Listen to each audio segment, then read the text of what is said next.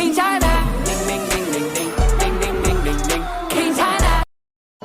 So, hello mga ka-riders, ngayong araw naman ay tuturuan ko kayo kung paano nga ba bilangin o para makuha natin kung alin tamang size nitong timing chain natin. So, start na po tayo. Tingnan muna natin dito. So, pag magbibilang po tayo ng timing chain, is ganito lang. 2, 4, 6, 8, 10, 12, 13, 16, 18, 20, 22, 24, 26, 28, 30, 32, 34, 36, 38, 40, 42, 44, 46, 48, 50, 52, 54, 56, 58, 60, 61, and yung sa dulo na 62.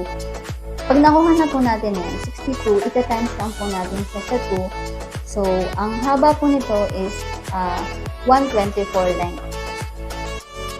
62 times 4 is 124. And ang ano po niya is 2 by 3.